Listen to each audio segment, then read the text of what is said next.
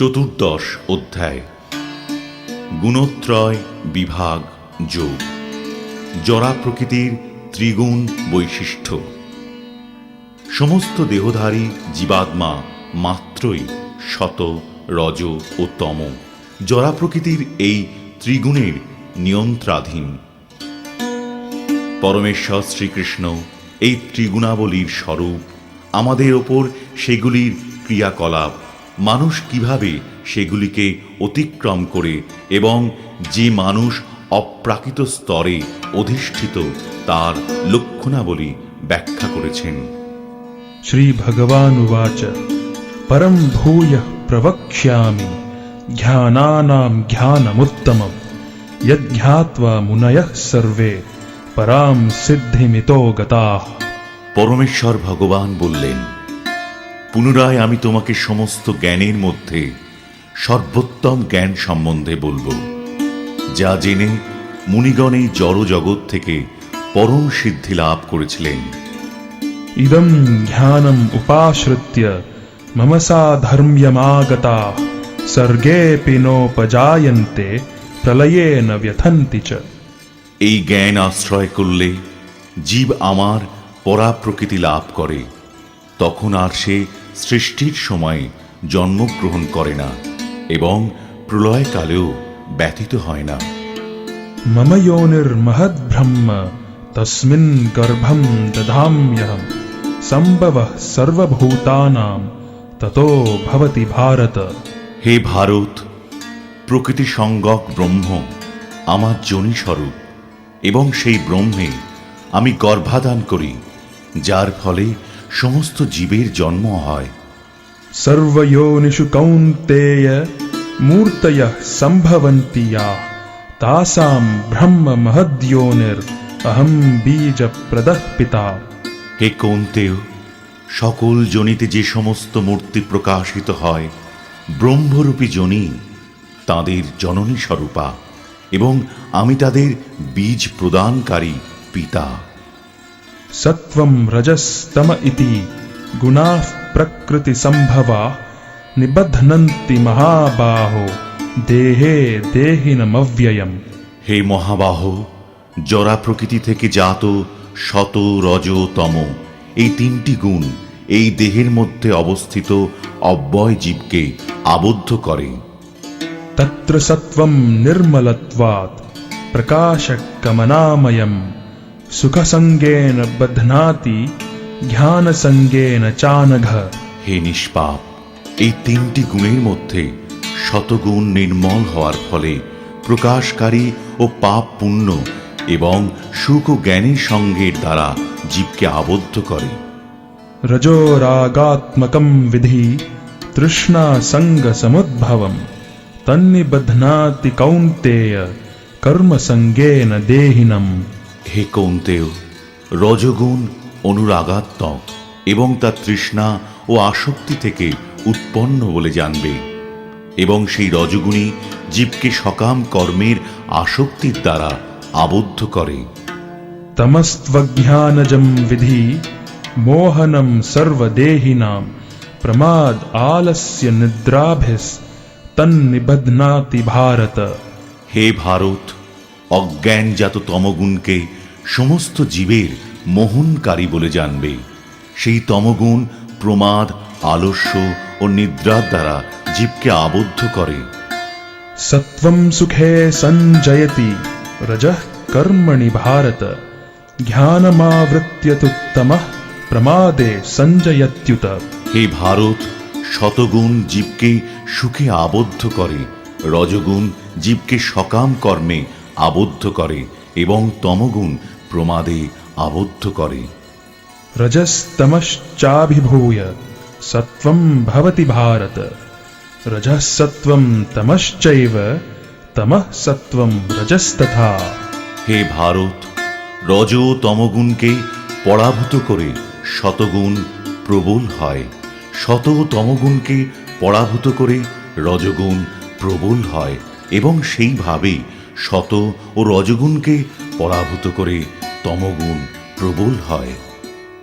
सर्वद्वारेषु देहेऽस्मिन् प्रकाश उपजायते ज्ञानं यदा तदा विद्यात् विवृद्धं सत्त्वमित्युत। যখন এই দেহের সব কয়টি দ্বারে জ্ঞানের প্রকাশ হয় তখন শতগুণ বর্ধিত হয়েছে বলে জানবে। लोभः प्रवृत्तिरारम्भः कर्मणामशमः स्पृहा रजस्येतानि जायन्ते विवृद्धे भरतर्षभ। হে ভরত শ্রেষ্ঠ, রজগুণ বর্ধিত হলে লোভ, প্রবৃত্তি, কর্মে উদ্যম ও দুর্দমনীয় স্পৃহা বৃদ্ধি পায়। अप्रकाशो प्रवृत्तिश्च प्रमादो मोह एव च तमस्येतानि जायन्ते विवृद्धे कुरुनन्दन। হে কুরুনন্দন, তমগুণ বর্ধিত হলে অজ্ঞান, অন্ধকার, নিষ্ক্রিয়তা, প্রমাদ ও মোহ উৎপন্ন হয়। यदा सत्त्वे प्रवृद्धे तु प्रलयं याति देहभृत् तदोत्तमविदां लोकान् अमलान् प्रतिपद्यते। যখন শতগুণ বৃদ্ধি প্রাপ্তকালে দেহধারী জীব দেহ ত্যাগ করেন তখন তিনি মহর্ষিদের নির্মল উচ্চতর লোকসমূহ লাভ করেন। रजसि प्रलयं गत्वा कर्मसङ्गिषु जायते तथा प्रलीनस्तमसि मूढयोनिषु जायते। রজগুণে মৃত্যু হলে কর্মাসক্ত মনুষ্যকুলে জন্ম হয়, তেমনি তমগুণে মৃত্যু হলে পশু জনিতে জন্ম হয়। कर्मणः सुकृतस्याहुः सात्विकं निर्मलं फलं रजसस्तु फलं दुःखम् अज्ञानं तमसः फलम्।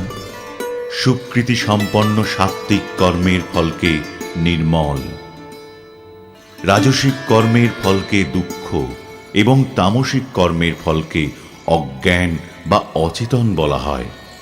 सत्त्वात् सञ्जायते ज्ञानं रजसो लोभ एव च प्रमादमोहौ तमसो भवतो ज्ञानमेव च।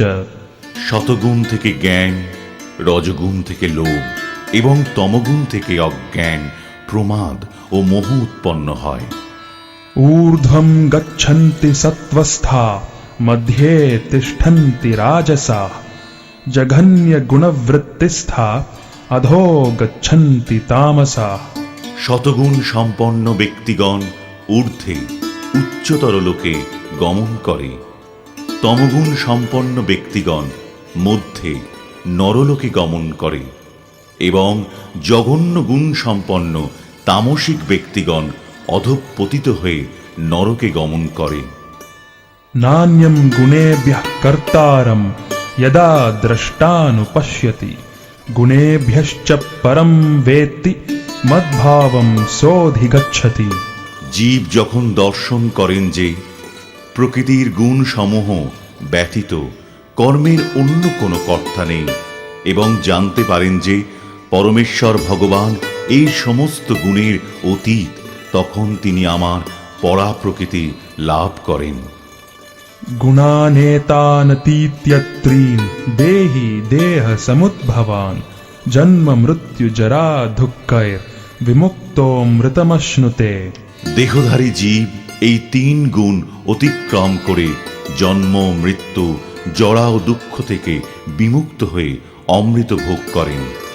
अर्जुन उवाच कैर्लिङ्गैस्त्रीन् गुणानेतान् अतीतो भवति प्रभो किमाचारः कथं चैतांस् त्रीन् गुणान् अतिवर्तते।